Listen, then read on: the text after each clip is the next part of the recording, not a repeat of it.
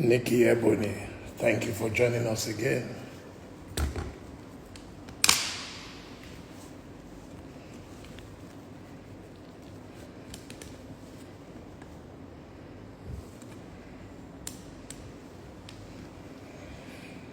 Okay, we are now live on Instagram, on Facebook, on Twitter,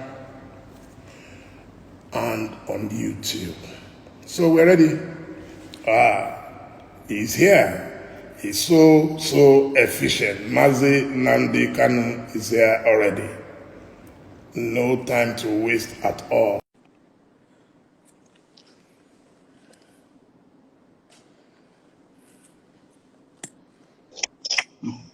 Wow. Good evening, my brother. Good evening. Good evening to you. Good evening to you, my dear brother. Should I call you Kabiesi or Oba or which one are you, or Chief? Which one is your title? Well, I have many titles. I have an Igbo title. Onuneko, one of Etitimboko. Wow. That's good. So you're a chief in my I'm a chief. Thank you. But I'm simply Dele tonight because this is a professional job. So I'm simply Dele tonight. You're a very humble man. You're a very humble man. Thank you very much. Your title. Yes. Thank you so much for joining me. Well, we have our usual protocol here.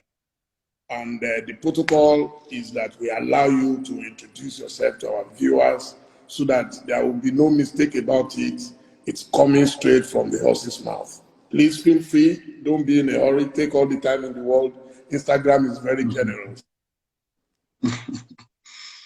That's okay. Thank you. Yeah, so please go ahead. I want you to go and proceed. Good. My name is Mazi Nnamdi Kanu. I lead the indigenous people of Biafra, and also I am the director of Radio Biafra and Biafra Television. And my job and my duty is to serve the people of Biafra up until the restoration of the stolen sovereignty of Biafra land is restored, and also to an extent to also serve Nigerian youths as well. I think since the whole protest started, we have been serving them very diligently every morning and every evening. And it is something that we should be able to continue into the foreseeable future or until all the demands made by the young people are met by Asarok. Could you tell us about your background, your parentage, schools attended, and all that, please? Schools attended, my background is quite simple. My late parents, His Royal Majesty Ezekiel Kanu, and my mom as well, Lolo Meme, Ugeze, Lolo Meme Kanu. And I went to Lab Avenue Primary School, which was a model primary school in Umuahia, arguably one of the finest. And then I attended the best secondary school in the world, I believe, Fisher High School, then named Government College Umuahia, the same alma mater as Chinua Achebe, Kensira Wiwa, and Cyprian Ekwensi, and a whole host of other people who have gone on to at least make an indelible mark in our consciousness, if not in our society. And then from there, I went to University of Nigeria in Nsukka, where I spent about 2 years, and they weren't doing anything that I felt enhanced my ability to understand what I was there for. I had to travel to England, where I studied politics and economics at now London Metropolitan University. I've worked in various capacities. I'm actually the owner of Alpha Phoenix Consulting Limited in the UK, which is a consultancy firm, an economic development consultancy firm. I did actually work with a lot of people like Genesis and all the rest of them, where I held managerial positions until my calling. And that calling is to help restore the kingdom of God on the face of this very earth. And that's what we've been doing for very many years now. Fantastic. So growing up, who were your heroes, your mentors?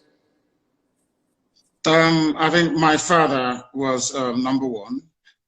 Only two people in my life have seriously impressed me. One was my dad, that I was very close to, that I learned a lot of things from. We never actually spoke that very often, but I used to sit around and watch him conduct his counsel, the way he adjudicated in cases and the things that he did, and most of the morals that he left me with.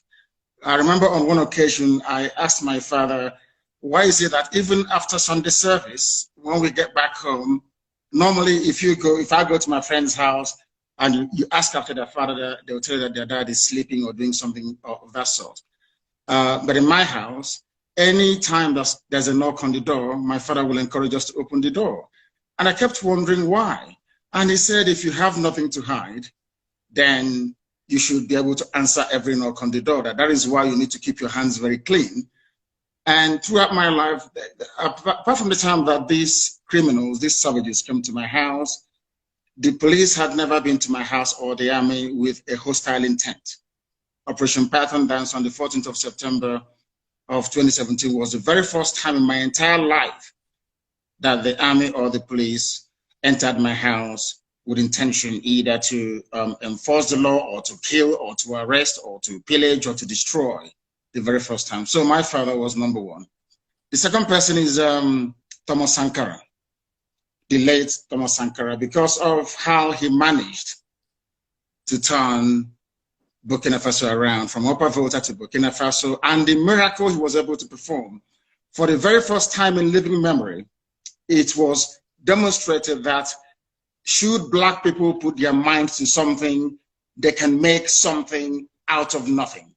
From being a basket case, they became the largest exporter of food across West Africa under the, should I say, the leadership of this brilliant, and very brave young man, Thomas Sankara. So just those two people.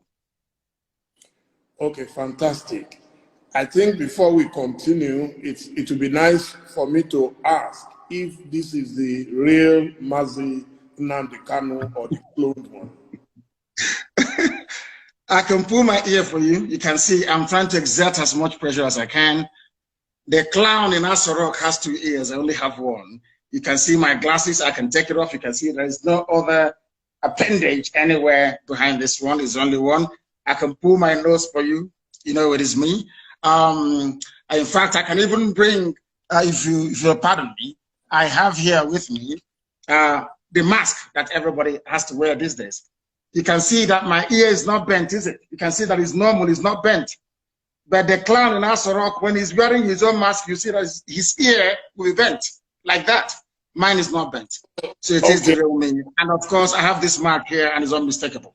Yes, I just wanted to establish that you are alive because I read somewhere that you were dead. And so I wanted to be sure I'm not making history by talking to a dead man in heaven.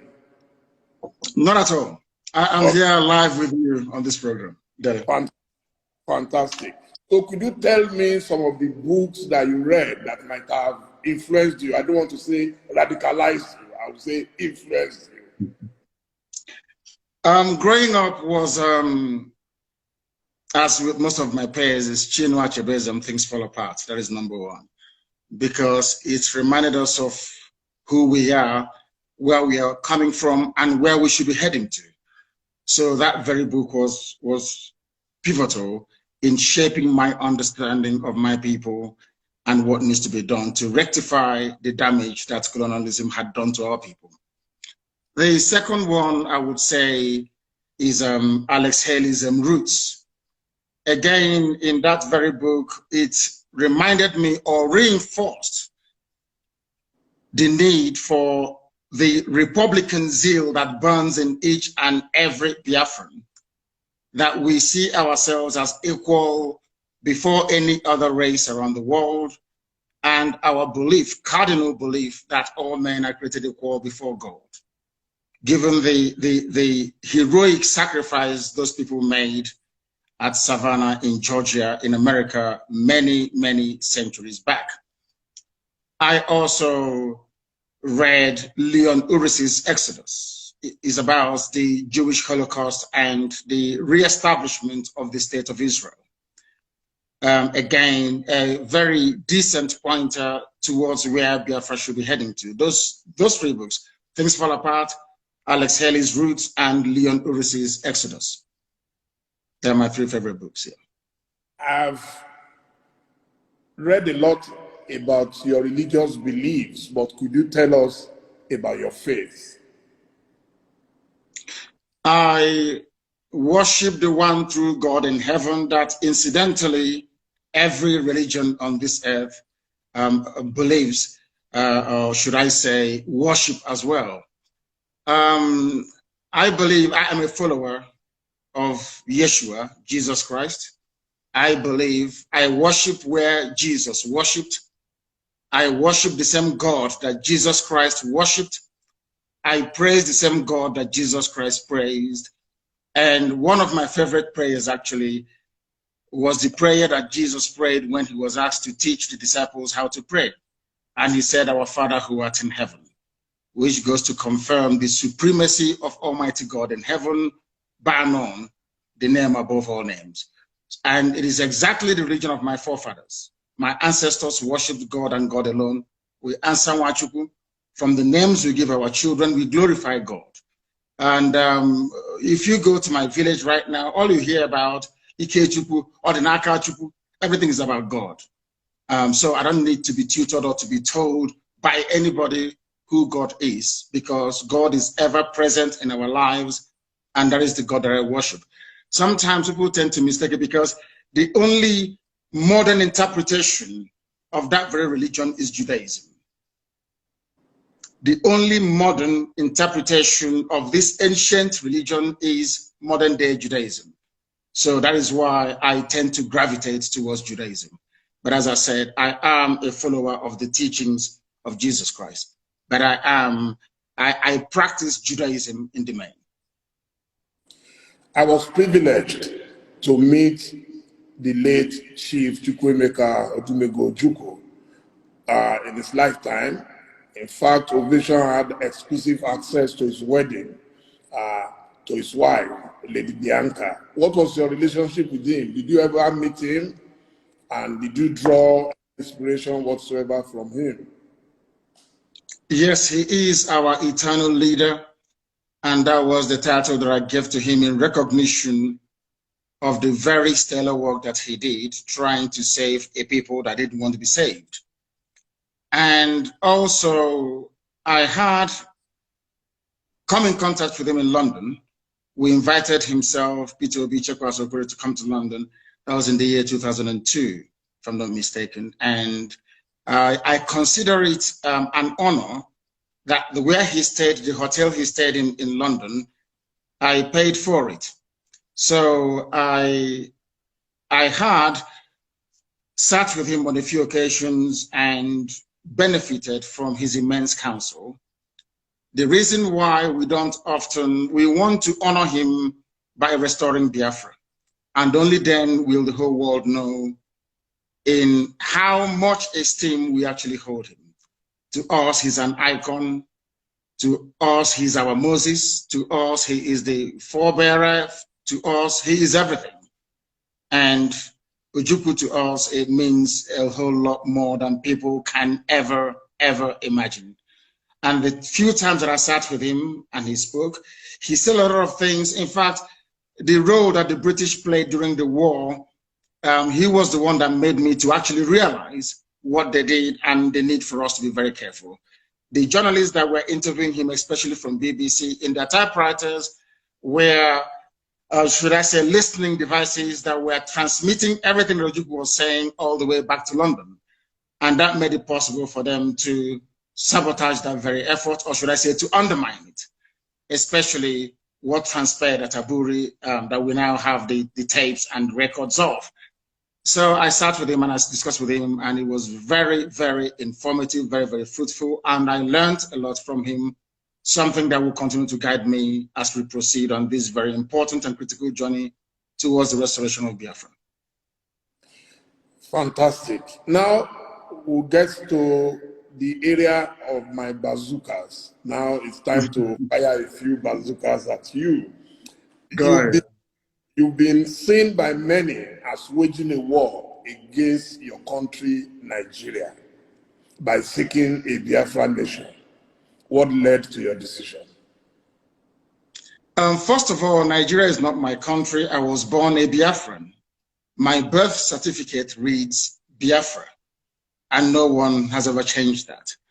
The fact that I was at some point or the other in possession of a Nigerian passport does not actually confer upon me their citizenship. I saw the Nigerian passport as a mere travel document because my birth certificate issued at the time of my birth reads Biafra. Nobody of a sane mind will condone or accept what is happening in Nigeria. I believe that genuine attempts have been made in the past to try to remedy the wreck that Nigeria is today, but there was a palpable unwillingness on the part of the powers that be to do something about it. I detest suffering and pain. I hate to see people suffer. I hate to see people in pain. The only thing that propels me, the only thing that drives me towards this very agitation is not born out of hatred for anybody, but a desire to test freedom in our time. Nigeria was not constructed by a Yoruba man. If it were, I would have perhaps accepted. Nigeria was not created by a Fulani man. If that was the case, who knows, I may accept. Nigeria was not created by a Hausa man either. It wasn't created by a Nupe man. It wasn't created by a Gwari man, never created by a Jukun man. Nigeria was not created by an Ijaw man, not created by an Ibibio man. Nigeria was created by a white man and named by a white woman. The name Nigeria means awful, bad, evil. It means nigger, which is a swear word, is a slur in America. If a white person calls a black person nigger, they might end up in jail. Then why should I answer a name that is abhorrent before God and before man? Nobody came from all these ethnic groups. They never got together to say, from today our name should be Nigeria. A white man determined that. I cannot go to England and say to English people, I want to rename Liverpool. I want to give it another name. I'm sure they'll think I'm mentally, unstable and put me in jail. Now, the problem is this. Why should Africans accept the name Nigeria? It doesn't mean anything in Yoruba language, doesn't mean anything in Hausa language, doesn't mean anything in Igbo language, but yet we are Africans. So I see it as a relic, or should I say a vestige of racism. I see Nigeria as an abomination, not just before God, but before man as well. Those with common sense, that is the reason why I like Thomas Sankara. Thomas Sankara changed the name from Upper Volta that had no meaning to Burkina Faso. Now, I wonder why educated, very savvy and enlightened Nigerians cannot see it. You have half of Yoruba land in Benin Republic. Some are in Togo. For over 20 years, I have been a very vocal advocate of a Yoruba nation that will also encompass the Yorubas in Benin Republic and those in Togo, because they are Yoruba people. Wouldn't that be very wonderful? Why should white people come from Europe and decide that some Yorubas should be Togolese, some should be from Benin Republic, and some should be from Nigeria? You're a Yoruba man. What do you have in common with a Kanuri man? Absolutely nothing. But I can tell you, you have something in common with a Yoruba man in Togo. You have something in common with a Yoruba man in Benin Republic. Why should you see a Kanuri man as your fellow citizen in Nigeria and not a Yoruba man who lives just a stone throw from Badagry? So these are the anomalies that Africans need to sit down to address. That is why we have arrested development. That is why nothing seems to be working.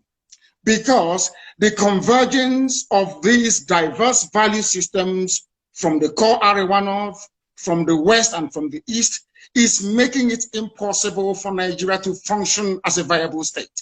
And that is a recognition that we must, at this very point in time, be able to address as educated people. Not that I hate Nigeria. I hate the name. I despise it with a passion. If you allow me, I wouldn't exist tomorrow morning. Anybody who answers or addresses him or herself as a Nigerian is a product of neocolonialism, not something that I am prepared to accept, because Nigeria never existed until Flora Shaw gave her that name, Nigeria. Before that, you had Oduduwa. Before that, you had Biafra. Before that, you had Crown Brono Empire, and all these wonderful and weird civilizations. Now, a white man cannot come from Europe and then create an identity for me. Only God in heaven can do that. And I can give an identity to my dog. The only thing you can name are your children and your pets. They are not our fathers. They are Caucasians. We are Black Africans. They have no right being in Africa and giving us names. And that I will never, ever accept. Military and security experts have said it is impossible for any country to fight 2 civil wars without monumental repercussions. Have you considered this? And what lessons did you learn from the last Nigerian Civil War? The lessons that I will learn from the last war, if I can begin by addressing your last question, is that we should not have given up. Even though we were overawed as a result of a global conspiracy of unprecedented proportions, Biafra-Nigeria war was the Third World War. Because in that war, if you leave Nigeria and Biafra alone, Biafra would defeat Nigeria anytime, any day. Pound for pound, Biafra would defeat Nigeria anytime, any day. And I make bold to say this. But Britain got involved. They imposed a no-fly zone over Biafra land.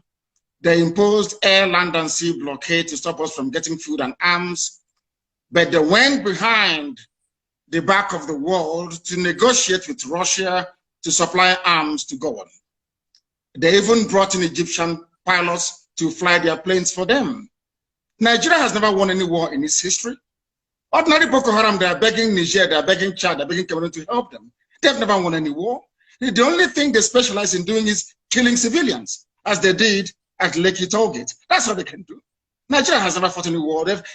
An army is meant to go out to win territories for the country that it claims is coming from. The same way that Lugard led an expeditionary force to come to create Nigeria for the crown in Britain. Nigerian soldiers have not done that before. Anywhere they go, they're humiliated and they come back. So I wouldn't actually see, I wouldn't describe what transpired between 67 to 70 as a Biafra-Nigeria war. Is Biafra versus the whole world. The United States was ambivalent. They never actually, should I say, participated as they should. Britain was there running the whole show. They destroyed Aburi Accord, destroyed the agreement reached between Ojukwu and Gowon. They came back and they instigated a war. That was all they did. There was not, I wouldn't see it as a war. And I want to let Nigeria understand this. There is that tendency, that what I call the Fulani Janjaweedism, there is that tendency to intimidate, that tendency to terrorize, that tendency to subdue, overall, and then conquer people. It is not going to happen in our time. They will try, but they will fail. The more they focus their attention in the East, the more the terrorists that they themselves bred in the North will overrun them there. So I am not in any way, shape, or form either phased or overawed. They will come again because it's in their nature, and this time around they'll be roundly defeated. Well, I think with due respect to our men and women of armed forces, I believe they are well rated. I visited them in Liberia. I visited them in Sierra Leone. In Liberia, we were controlling 10 out of 15 counties.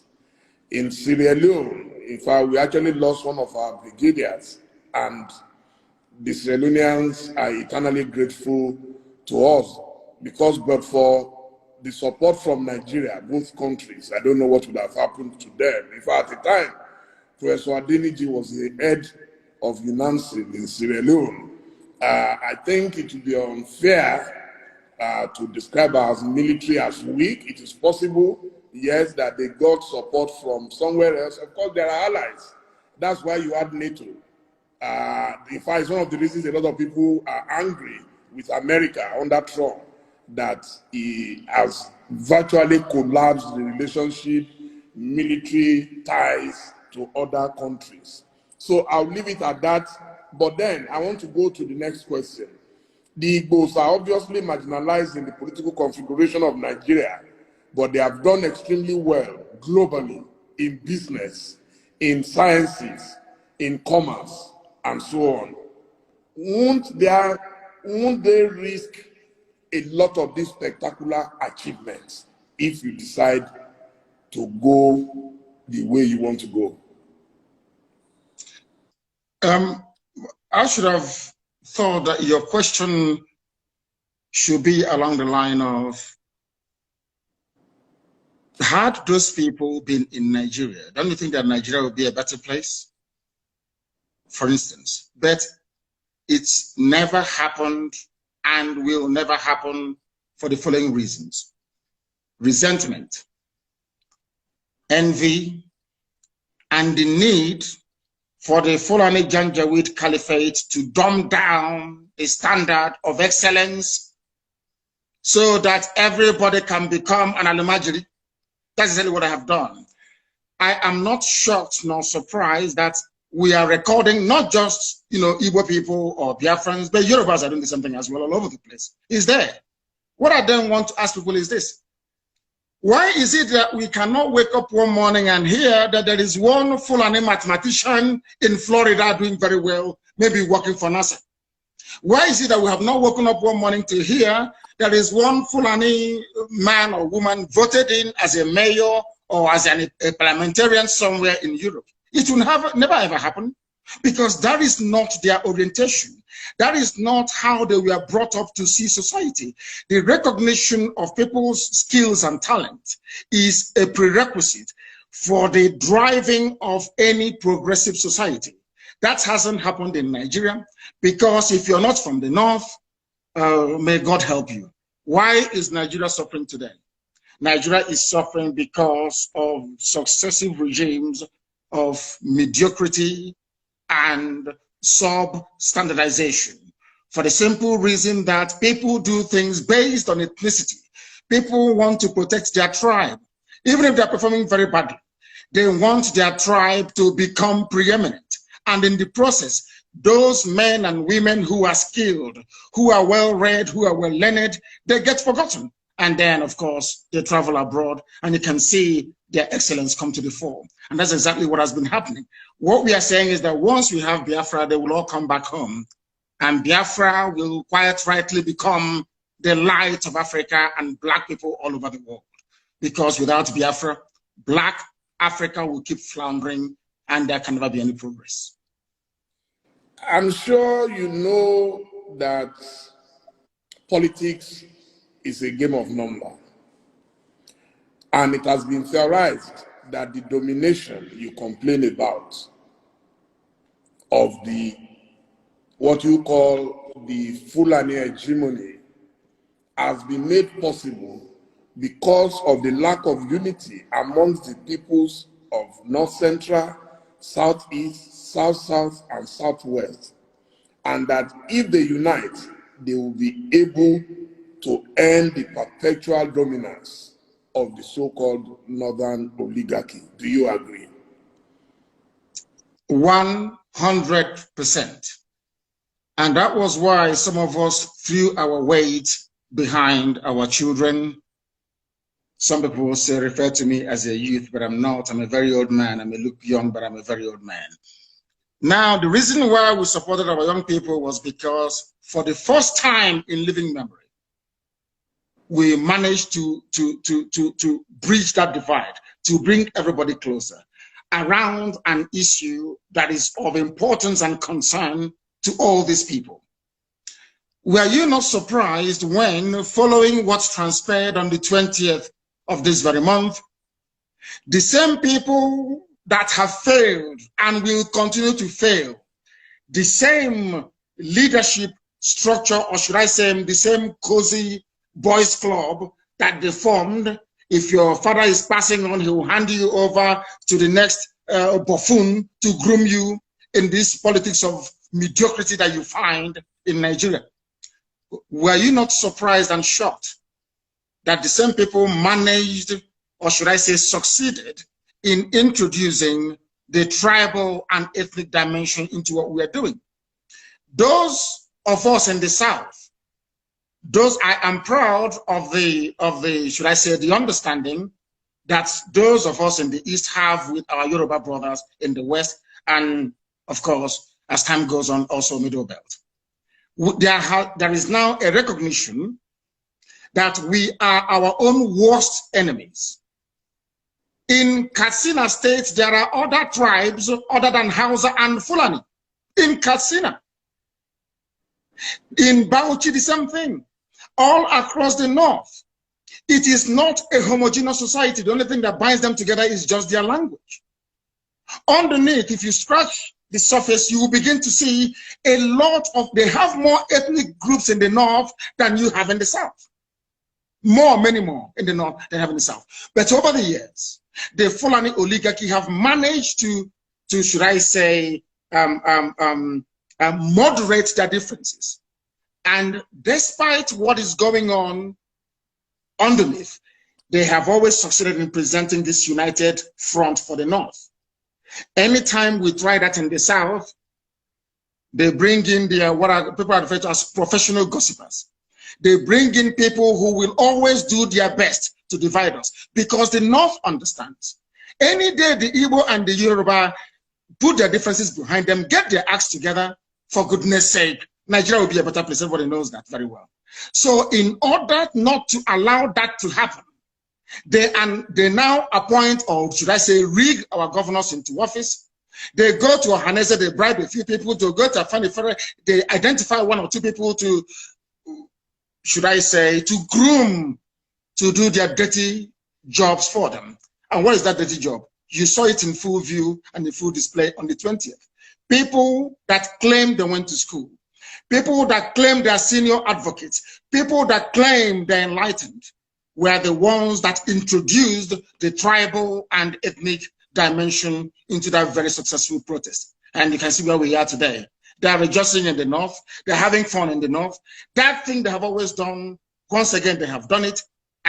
But of course, they cannot break us. This time around, we just want to let them understand this. The unity between the Igbos and the Yorubas is deeper than EndSARS protest. It is far more fundamental than they can even imagine. Now, is Biafra your only option, or you are willing to work with other so-called oppressed peoples to form a union like it is in the United Arab Emirates? Everything depends on what the people want. I am a Democrat. I am a Republican by genetic disposition. Anything the people want is what they're going to get. My dream and my mission is Biafra. Let's say during a referendum, people decide we want to be, yes, Biafra is good. We can answer Biafra within a union that comprises of Middle Belt, of Oduduwa and Biafra with a new name. Who am I to say no? I'm a Democrat. Whatever the majority decides is what I'm going to do. But as for us, we are pursuing Biafra. And I will also help the Oduduwa people to pursue the Oduduwa Republic. I will help the Middle Belt to do the same. But one thing is paramount. Should our people decide at a referendum or plebiscite to say, we want to maintain a semblance of union with Oduduwa and the Middle Belt, who am I to say no? I am a Democrat and I will go with it. But my primary concern now is the restoration of Biafra. An audio surfaced recently, I think about 2 weeks ago. It was sent to me by a family member, in which your voice, we heard your voice, directing your operatives to hit certain targets in Lagos. What led to this in a state that has really embraced the people of Southeast and South extractions? If that was your voice, do you regret the action, and are you willing to apologize for it? It is my voice, but what I said was cut and joined together to suit the very message or narrative that our detractors were, should I say, determined to peddle.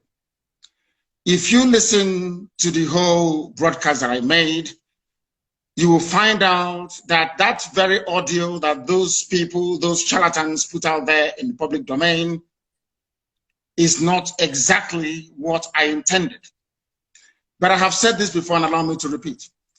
If by making the pronouncement that I made on that very day that I was misunderstood, or that the true intentions of what I was wishing or willing to convey was somehow misconstrued, then I apologize for it. Because I believe that it is very, very important that we understand this. I wouldn't want to do anything, either knowingly or unknowingly, to inflame passions in the West. I wouldn't wish to do anything that will cause my Yoruba brothers and sisters alike to think, should I say, to become jittery about what our true intentions are. You made reference to your operatives. I was addressing Nigerian youths right across Nigeria, not just in Lagos. And given the heat of the moment, people were being massacred. I'm not sure that most of those commentators and apologists for Asarok have had their homes invaded before. When Fela speaks, you can hear the way that Fela speaks all the time about Nigeria Army and Nigeria Police. Why? Because Fela was a witness when his house was invaded, and the mother died as a result of it. There's something happened to me. As a result of Nigeria military invasion of my house, my father is dead, and my mother is dead as well. So when people like us with a first-hand experience of the brutality of a very primitive security architecture in a country as backward as Nigeria, you can then begin to appreciate where we're coming from. If I spoke out of turn, if people who listened to what I said misunderstood the true intentions behind the words that I uttered that night, then I do unreservedly apologize, because nobody can divide the Yorubas and the Igbos anymore. It's not going to happen. They will try, but they will not succeed. That I can assure them. What is of concern to us is that those responsible for the slaughter of those people are held responsible. The same way, I hasten to add, that those who are responsible for the murder that we ordered today going on in Obiwo will be held accountable. They will and must be held accountable. I do apologize if I offended anyone, but no offense was intended in the first place.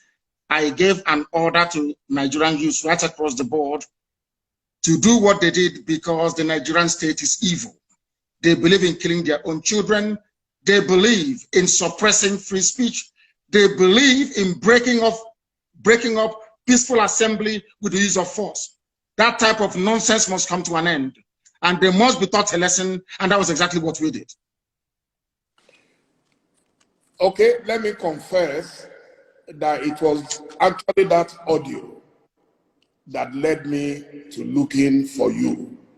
You see, I believe that journalists must help their nation to understand some certain people and personalities like yourself.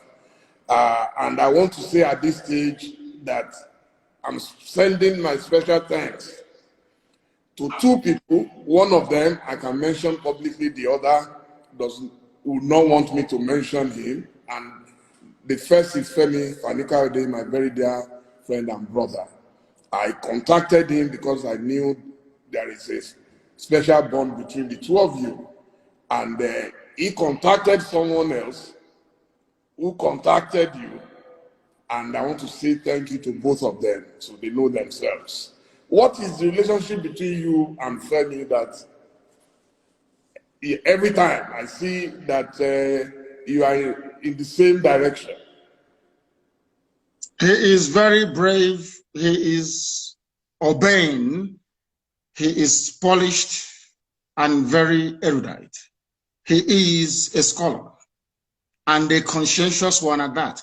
You know, in Nigeria, you have scholars, people who just study for the sake of it, people who just read for the sake of it. He practicalizes what he understands to be humanity. And that is why I love him, I respect him, and I call him a brother. He epitomizes what any intellectual should aspire to be. You intellectualize that is very true or very good, and then you must have a human side to yourself. He is de-tribalized, as you well know, and I'm sure that in time to come, he will have a very great role to play, if not in Ududuwa, but also in Biafra. If Biafra were to come tomorrow, I will take him. And I'm sure that he will have a lot to contribute in making Biafra a better place for everybody to be in. So I have not only love for him, but also have regard for him.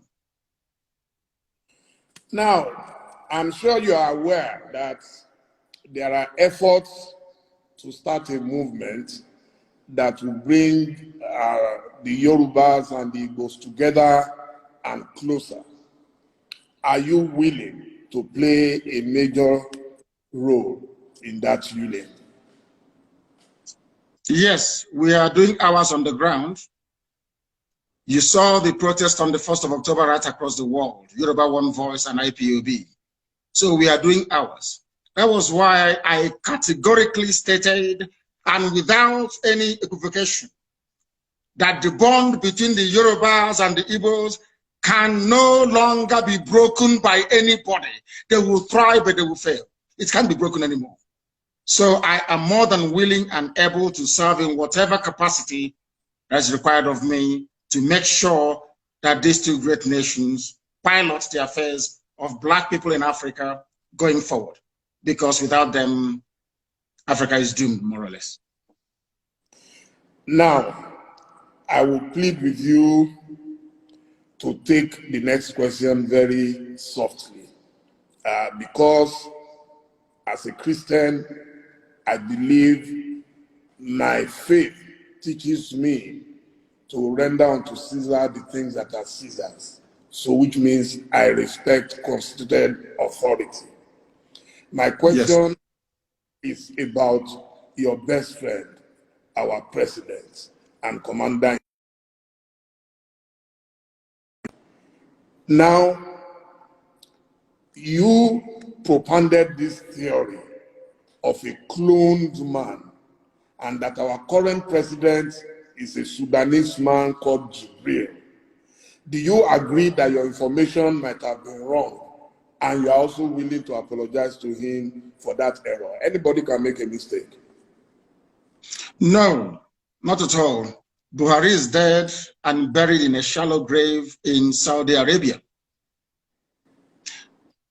Aisha Buhari was there. She came back from what they called a lesser Hajj. She was wearing black. She was mourning.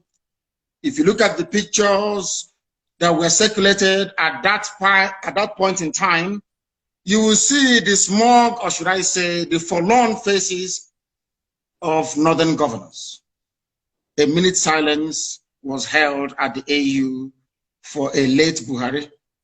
Even Her Britannic Majesty, Queen Elizabeth II, also penned a condolence message to the people of Nigeria before the cabal took over and asked her to rescind it, which she did. Buhari is dead, and I'm prepared to stake Biafra on it. If you, Dele Momodu, can go and prove to me, I'm not asking you to do anything too complex. If you can go and ask this man you call Buhari, whoever it is in Asorok, to come outside, don't do very much, address a panel of Nigerian youths, maybe 20 of them, and speak Buhari's mother tongue, which is Fulfude. I will give up Biafra, I will apologize to him, and I will submit myself to any authority on this earth to do with me as they please. There is no Buhari. Jibril was there. Jibril followed Abba Kyari to Cuba and ran away from there and never came back. The man you have now in Asorok is from Niger Republic. His name is Yusuf Abubakar Muhammad. That's his name. Yusuf Abubakar Muhammad. Even Shekau knows who he is personally and was mentioning his name as well. It is not Buhari. The old Buhari that you and I know, the country cannot be burning and he will restrict himself to only 12 minutes of edited broadcast. Impossible. Impossible. Anybody that knows Buhari, even if he's dying, he must speak because he fought in his own understanding to keep Nigeria one. Anything that impacts or threatens the territorial cohesion and integrity of Nigeria, the old Buhari, in fact, he will be in Lagos. The old Buhari will be in Lagos, I'm telling you. But this little, have you not seen him with his fresh hands of a 35-year-old? He cannot wear this. He cannot wear this. Because if he wears this, his ear will bend. Because it's rubber, silicone. We know about AI technology. It's deep fake. Please Google it. You're a media man, you must know this. I can replicate this very interview with your face showing us having this conversation, but it is not you. You also saw that some, would I say, some eagle-eyed investigators managed to discover that there was actually a microphone, a loudspeaker on the table. It's everything that they claimed that Buhari was saying was coming from a loudspeaker. From a loudspeaker. Very, very sad indeed. These are the things that the world must understand and come to terms with. That the person you are calling Buhari is not Buhari, and I can stake my life on it. If he comes out tomorrow and takes, or should I say, address any press interview live without Garba who doing this, telling people to cut. If he can come out tomorrow, a panel of journalists will, in fact, no, not journalists because some of them are corrupt, youths will address him. There and then you will know that Buhari is no more. There is no Buhari. No country. How can you have a country you claim you're proud of, and that country is run by 10-minute video recorded every 4 months? What sort of country is that?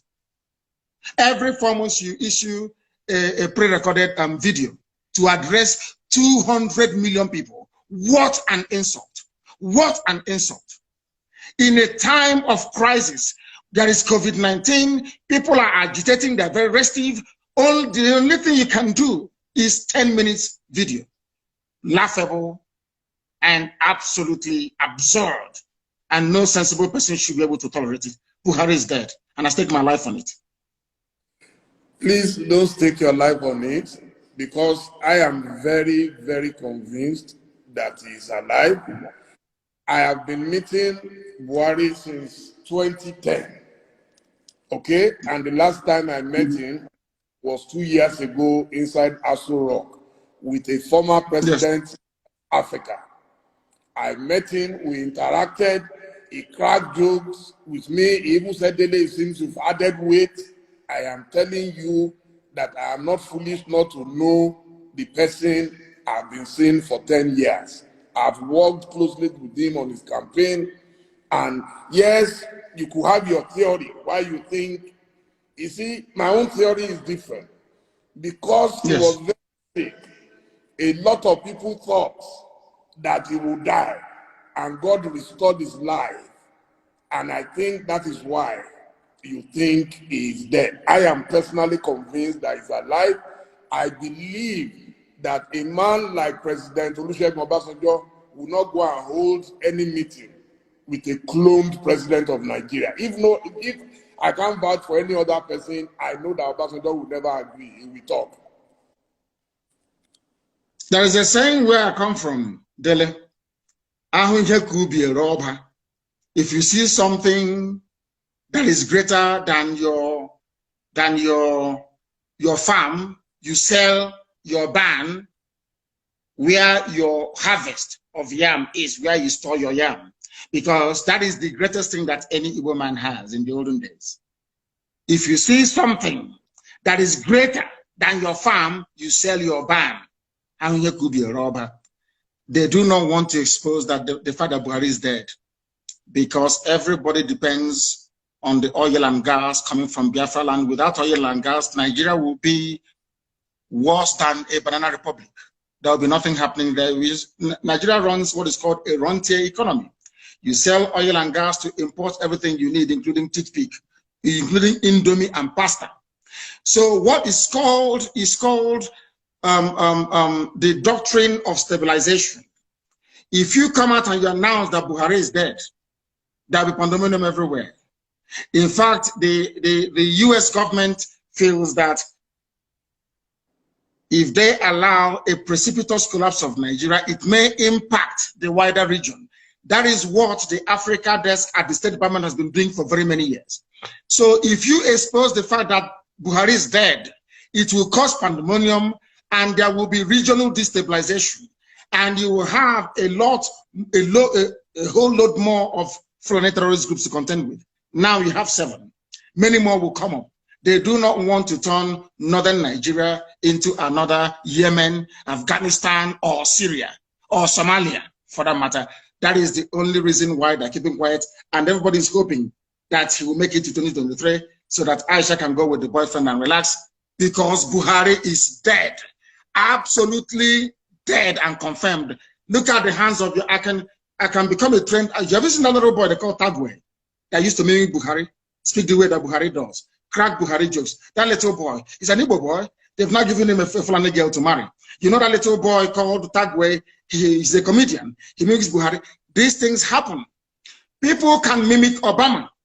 People can mimic whoever they want to mimic. There are expert actors who can do all of these things. But let me make this very clear to you. It's a very simple thing. I'm not asking for a DNA test anymore. If Buhari can hold a meeting, the man you call Buhari, with Nigerian youths to ask him questions and speak his mother tongue Fufude, then I will give up. But I can assure you categorically that you are one of those that they have deceived, but they cannot deceive us. It was a well choreographed, well planned, and executed with military precision. They knew what they were doing because Britain is in charge.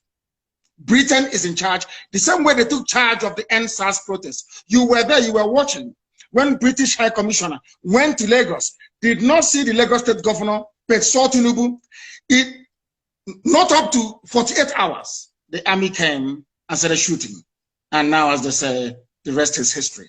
The people controlling you are those that created you. The people that made you a Nigerian are those now in charge of your lives. You are not in charge of Nigeria. They are, and are the ones running the show. And maybe next week, you get another 10 minutes video recorded. The old Buhari couldn't have done that. Ask Obasanjo, how many times did you allow them to broadcast a recorded speech in a time of national crisis? How many times? Obasanjo will tell you no. Jonathan, the same thing. Only this thing that they put up there. Now, I will ask you to put on your face mask. Put it on. Put on your face mask. Let us see. Do you have one with you? Yeah. Ask them to bring it for you. Put it on. Your ear will not bend. Your ear can never bend. It's impossible because you're a human being. You have cartilage in your ear. But if this ear is made of silicone, as the one that Aisha's boyfriend is wearing, once you put on mask, your ear will bend. Simple. And that is why we have common sense and brain. Keep asking yourself. They took a picture with Jonathan, with everybody, with Yemi Osinbajo. None of them had their ears bent.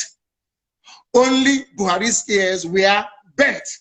Others were wearing the same mask, but only Buhari's ear was bent, meaning that it's made out of rubber, silicone. He's not, the person that's not Buhari can never ever be. Please go ahead. Okay, so do you have a map for Biafra? Where will it start from and where will it end? First of all, do you know that if I ask you now, Dele, how many states do you have Igbo people in Nigeria? How many states would you tell me? It's a simple question. You're a journalist. I would say everywhere. No. I mean where they are indigenous to, where they come from. There could be Igbo people in Lagos. They're not from Lagos. They're Igbo people. If I ask you right now, how many states in Nigeria do you think that Igbo people are indigenous to? How many would you say? 5 Southeast states? After all, that is the Igbo territory. Is that what you would say? Yes. I have a surprise for you. It is 13. Igbo people are indigenous to 13 states of Nigeria. 13. As I told you, those who created Nigeria are in charge of Nigeria. And in order to weaken, to diminish, to render irrelevant every aspiration of an Igbo man, Britain decided to advise the Janjaweed Caliphate to keep redrawing the map until we now have only 5 states.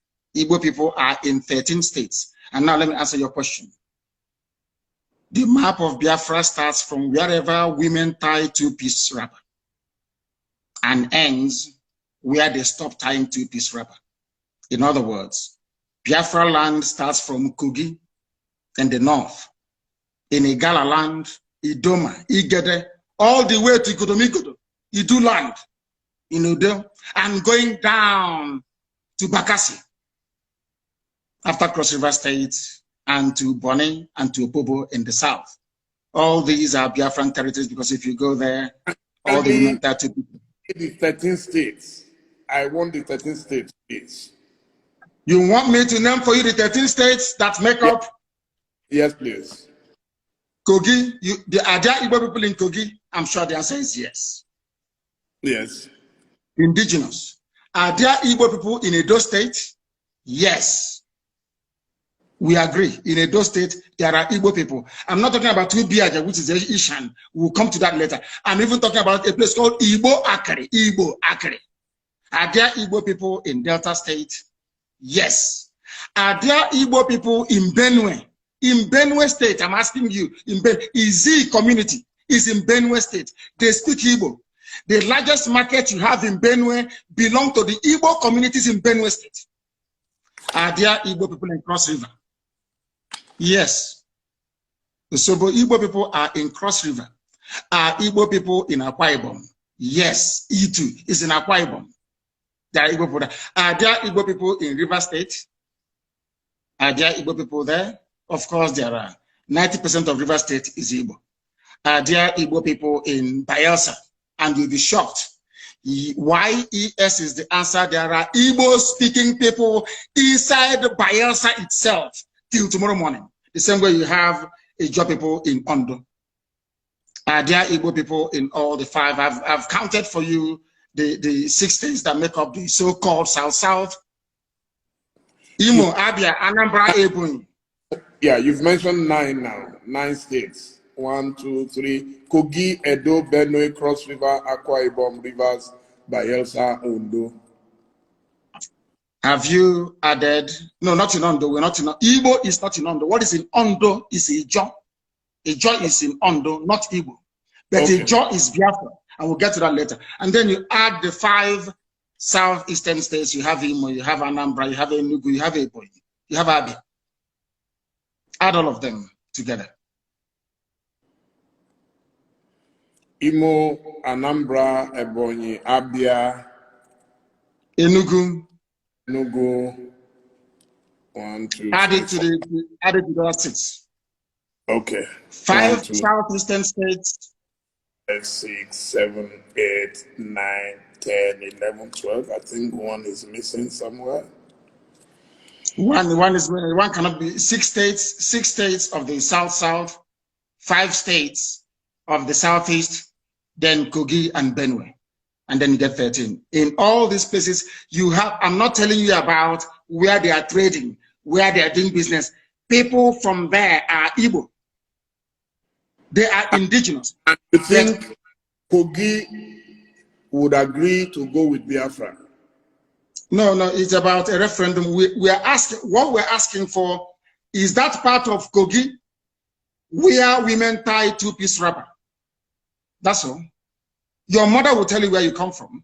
If you look at your mother when she dresses up to go to church or to go to a function and she's tying 2-piece wrapper, one on top of the other, then you know you're a Biafran. And that's what they do in Kogi, in Enugu State, in Benue State, in Cross River State, all the way down. You can go all the way down to Edo State. It is there till tomorrow morning. Don't you think you are likely to hit the brick wall if you try to go expansionist, if I could put it that way? I am an Igbo man. With all due respect, my dear brother, the Yorubas may be comfortable leaving Yoruba people in Togo and the Benin Republic and calling somebody from Sokoto State their brother. I don't intend to do that. Wherever you have Igbo people, they must be together as one. We are not leaving anybody behind. We cannot leave anybody behind. It was the Fulani Janjaweed and the British that caused this problem. You cannot come to my land. You take an Igbo community, you give them to Benue, you give them to Kogi, and you say they're from the north. Ohanese may tolerate it. I will not tolerate it. I can't tolerate it. I am not going to leave one single Igbo community anywhere. They must be part of Biafra. They must be part of Biafra. What happens? Let's say the other people that you are fighting get provoked and they decide to call you bluff and say, okay, Igbo people in Kaduna, in Katsina, in Sokoto to detend Israel. How will that fit into your plan? Quite frankly, before you answer, let me do it as a double warning. And what if the Igbos in those places say they are not interested in joining you? Hallelujah. We say good riddance. Everything we are doing is based on the consent of the people. There must be a referendum, or should I say referenda, which is the plural, right across the board. We are going to ask people, ethnicity by ethnicity, where they wish to belong. If they say we want to be part of the Janjaweed North, where once in a while you lose your daughter, your wife could be raped, oh, well and good. We let them go. I am a Democrat. I'm not going to force anybody to do anything. And Biafra must come via a referendum. People must agree to it. We are not forcing anyone to do anything. Everything we are saying and doing is geared towards one outcome, a referendum. If they agree, fine. If they don't agree. So who is going to organize this referendum that you've been talking about? The United Nations will have to organize it at the right time. They will. If it is not organized, what is your plan B? We continue with civil unrest and civil disobedience, boycott of elections. As one of our great heroes said, we will boycott all boycottables until we get what we want. The British never wanted to leave Africa, but they did. Russia never wanted the Soviet Union to break up, but it did. Serbia never wanted Yugoslavia to break up, but it did. Sudan never wanted South Sudan. They never wanted South Sudan to be free. They're free today. Ethiopia never wanted, excuse me, Eritrea to be free, but today Eritrea is free. So that tells you all you need to know. It is not in their hands because you know what? Power belongs to the people. Anything we want is what we're going to get. Once again, I want to ask this. Do you think this dream is realizable without a war? And are you prepared to fight another war? This dream can be realized without a war. And let me put it this way, as soon as the people, the various ethnic groups in Nigeria realize what Nigeria means to each and every ethnic group, they will subscribe to our position. So it is realizable without a war. Before the white man came, let me ask you this, because it's an interview, which means you can ask me and I can ask you. Before the white man came, was there any Nigeria? Before the white man came, did Nigeria exist? It's a simple question that I'm asking you. Dele, did Nigeria exist before? It didn't, no. It didn't exist. Then why are African people, black people dying over something that they did not create? Did any Yoruba man create Nigeria? The answer is no. No Igbo man created Nigeria. No Hausa man did. No Fulani man did. No Kanuri man did. No Jukun man did. When you come to Nigeria, it's always a debate about it is our turn. It is our turn. It is our turn to rule. Now there are over 250 main ethnic groups in Nigeria. If you keep rotating the presidency every 8 years to each and every ethnic group, times 8 by 250. How many years are you going to get? So some people will die many times over. They will reincarnate many times over.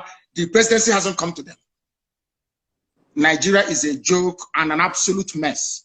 It was not created by black people. Therefore, it cannot be sustained by black people. I want to see an Africa where a Yoruba nation, a Yoruba mega nation extends from Togo all the way to Edo State. That's what I want. Because that is authentic Africa. I don't know why Africans are so beholden to something that is alien to them. Are you a white man? The Luga that created Nigeria is a white man. What are you doing as an African defending something that a white man created out of, should I say, a racist intent? Nigeria was an ordinary company, Royal Niger Company, an ordinary business venture that the British converted into a nation. And Africans are killing themselves, trying to maintain something that a white man created. Sometimes I wonder what type of God made African people. I don't understand it. And that is why you have this neo-colonialism. That is why the British High Commissioner had to go to Tinubu to ask him, how do you end this protest? Because if this protest continues, you're jeopardizing our oil. Nnamdi Kanu can use it as an advantage to go and get Biafra. They asked the army to go in and kill people. You people are being ruled by your colonial masters. Your fate is not in your hand. You're in a country that is 60 years old, so to speak.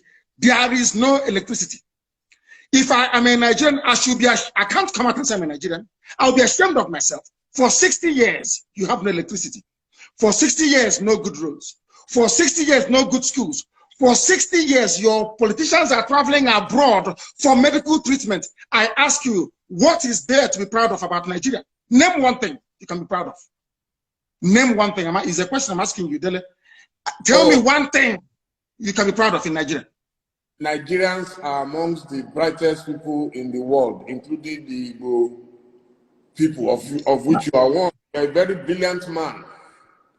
That is Nigeria in your DNA. I was born a Biafran, not a Nigerian. Nigeria is a historical mistake. Was there a birth certificate at that time that wrote Biafra on it? Of course, yes. You want me to show you? I will show it to you. I can email it to you. It's not here with me right now. I can email it to you. My person is Biafra. I don't mind.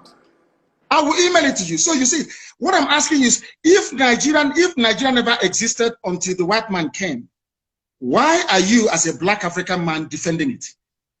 What's a white man created? Why? When you have Yorubas in Benin Republic, Yoruba is in Togo, they speak your language, they eat your food, they dress the same way you do, you have the same culture, the same value system, the same orientation, and I'm asking you, and the white man came from Europe and said, oh, you are Yoruba from Togo, you speak French. You're Yoruba from Benin Republic, you're going to speak French. But you, Dele, you're Yoruba from Nigeria, you speak English. Are people not perturbed by that? That level of dehumanization, that level of subjugation. You see, the one thing that shocks me about Africa and their class of intellectuals is the fact that they are willing to swallow hook, line, and sinker anything the colonial master gives to them. And I've asked you this very question. Can you go to Europe and create a country as a black man? The answer is no. Then why must you accept what a white man is doing in Africa? Do you see why we are poor and very backwards? Do you see why Nigeria can never have 24 hours of electricity? Never, ever, ever, ever. Because the foundation is faulty. The orientation of Fulani Janja, people were protesting SARS killings in the south. Fulani people in the north were busy having fun and laughing and smiling. And you want to be in the same country with them. Your value system, your reasoning, your understanding, your orientation can never ever be the same. Never be the same. Why did Britain leave the EU? Dele, I'm asking you, are they not Christians? Are they not Democrats? Are they not, don't they believe in free trade and voting people in and voting them out? But then, why did Britain leave the EU? Why? The same Britain that left the EU is asking me not to leave Nigeria. Nigeria that is only 100 years old. Your grandfather was not a Nigerian. Was not. So why must you throw away the history of your family, the rich history of Yoruba people? Because a white man called the place Nigeria. Why must you do that? Why? Can I go to England and name them and name them Albania and say all your history is now gone? We are doing our ancestors a disservice. And let me tell you why Black Africa cannot go forward. Some people, not you, some people accepted this nonsensical balkanization of Africa, with their useless flag independence. And your ancestors are in the grave. Your ancestors that existed before the white man was born, they are in the grave. You jettison their history and their identity. You banish it, you denigrate it, you insult them by accepting this garbage called Nigeria, and you want them to be happy with you. That is why no black African country can see development. No black, you see South Africa. When whites were running South Africa, everything was good. Now blacks took over. Look at what is happening. Because even the land of Africa itself is angry with us. We went to school for a reason. The reason why you go to school is to question certain things. And the question is this: why is it that you as an African, you're willing to kill, to die for something a white man created, when they cannot do the same thing for you? You see how they are not equal to us. You see why they are always better than us. And nobody can tell me with any ounce of conviction or justification the reason why Yoruba people should be in Togo, in Benin, and in Nigeria. Why can't they be in one country, the same way that the English people are in one country in England? Or should I say in the UK? These are the things that we must ask ourselves. Okay, thank you so much. Thank you, Mazi Nnamdi Kanu. I mean, you are very passionate about your beliefs. Nobody can take that away from you. So now we get to the stage where I already jotted down some questions from members of the public. The first is that you hold a dual nationality.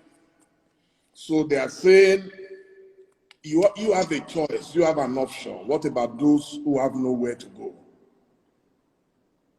The reason why you are interviewing me today is because I got lucky. My parents didn't get lucky. People who were in my house did not get lucky that very day, they died. My dog also died. Jack, they killed my dog. Now, listen very carefully. People don't understand. You see, there is a level of flippancy in Africa, and should I say, we don't interrogate any concept or phenomenon with a great degree of sincerity. Why do I have a Nigerian passport? The same way that Awolowo, Chief Obafemi Awolowo, held onto a British travel document. Did that stop Awolowo from fighting for Nigeria to be independent? I'm asking you a simple question. Did that stop him? Awolowo went to Glasgow to study. A British document. Exactly. He traveled abroad. Awolowo traveled abroad to study. He read economics in Scotland, and he came back, probably even on British scholarship.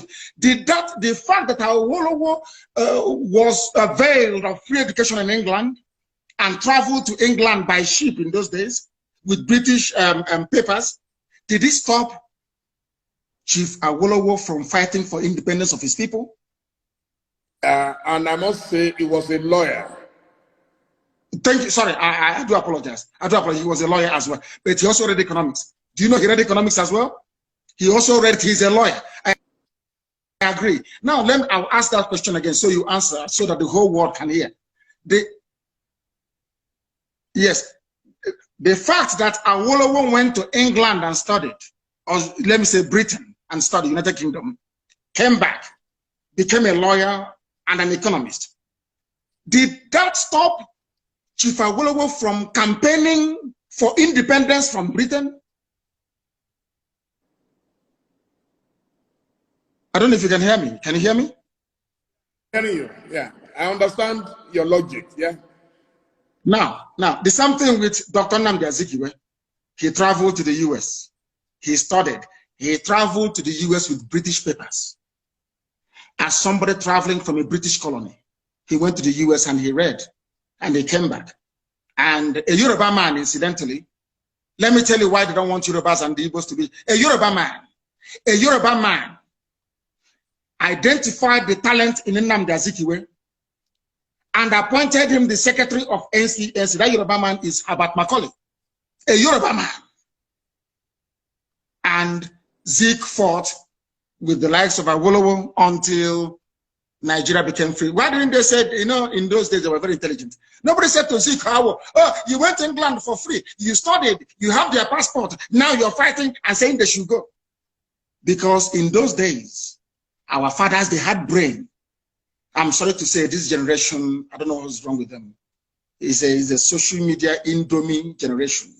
And I hope that after this evening, they will become, should I say, more enlightened as to the issues. I no longer hold dual nationality. I used to have dual nationality for convenience sake, just to travel out of Nigeria, not for anything.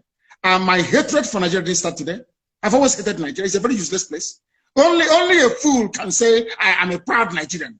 There's nothing to be proud of. Absolutely nothing. You have nothing. Individually, you're brilliant. The Ngozi Okonjo-Iwealas of this world, our brother who is at Africa Development Bank, very smart and very brainy, yes, as an individual, but collectively as a group, the most useless 200 million people in the whole world. Nothing is coming out of nothing, absolutely nothing. Absolutely nothing. So how can I be a proud Nigerian? Ordinary light you don't have. No, simple light you don't have. How can I be a proud Nigerian? Thank you very much. Now, your governors have virtually rejected Biafra. Those are the most senior representatives of the people. So this person is asking, how do you want to deal with that situation? How many governors do we have per state? One I think it's one, isn't it? One governor per state, yes. But they control, in a democracy, they control, no. Yes. How many, during election, how many times does the governor vote? Once. Okay. So the people will decide, not a governor. We are not Fulani Janjaweed. We don't have feudal lords in our land. We are Democrats or Republicans. You have only one vote. Only one vote. One governor, one vote. People may dissent, they're entitled to their opinion. One governor, one vote during the plebiscite or referendum. And there is nothing they can do about it. The majority says they want Biafra. So the views of the governor, of course, may be taken into consideration, but it doesn't count because they are in the minority. We are not Fulani people. Someone has asked, how are you funded? We are the largest movement on the face of this very planet Earth. IPOB, indigenous people of Biafra, we're all over the world. And our people are very, very generous. They fund us, no politician, no millionaire, no billionaire, nobody. Ordinary people in the diaspora and people at home. They fund this well-oiled machine all over the world. That is why we are formidable. We owe it to them. We don't have any godfathers. That is why I speak the way I do. If there's anybody who can say they are funding us, come out and say it. Nobody does. Ordinary people do. Because everybody wants freedom. Someone is asking, if you say you are asking for a referendum, how come you sometimes apply force, the use of force and coercion? That is the only thing the Fulani Janja would understand. Nigeria is a rogue creation. Nigeria is where vandals and bandits abound in political office. Nigeria is not a civilized society and can never ever be. You saw the way they are behaving. You give rice to a governor to give to people, the governor will steal it and keep it. Palliative that he did not buy. The only language they understand is by breaking into those warehouses and taking what belongs to you. The criminals and the hoodlums here are the governors, not the people who are hungry. I don't know why in Africa we always want to turn the narrative upside down. So you're telling me that Fulani can come to my place and rape my mother, abduct my sister, and I'll be clapping and praying and doing hallelujah and doing prayer and fasting. Nnamdi Kanu is not like that. We hunt them down, we pursue them, we catch them, and we deal with them. As simple as that. If people can tolerate that type of rubbish, we can't take it. Never, ever, ever. Never. You said you are a Democrat. Yes. Does democracy allow the use of brute force? Is Nigeria not a democracy? But they were in Lekki shooting people that their constitution says should not be shot. People praying and singing national anthem, we are shot. A constitutionally granted right. The state of Nigeria violated it. They are the ones that brought violence, not us. As they say, those of them that make peaceful revolution impossible, they make violent revolution impossible. They make it possible, rather. Those are the words of John F. Kennedy, not mine.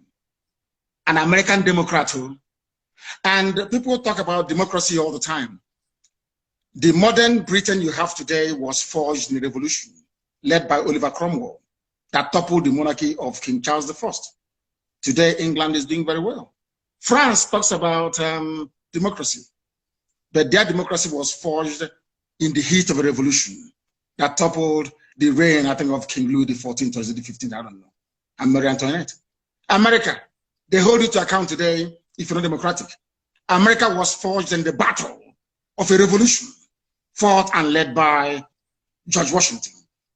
I don't know if we did all these things at all or not. I mean, I think Nigeria should employ me to write their curriculum for them so they can train sensible, reasonable people. People graduate from schools in Nigeria, they come out far more foolish than they actually went to school. Someone has asked, are you not afraid for your life? And what happens? I am dead already. And at what happens if anything happens to you now? Do you have succession plans? I am dead already. I was pouring some water, I do apologize. I am dead already. The only thing that can bring me back to life is Biafra.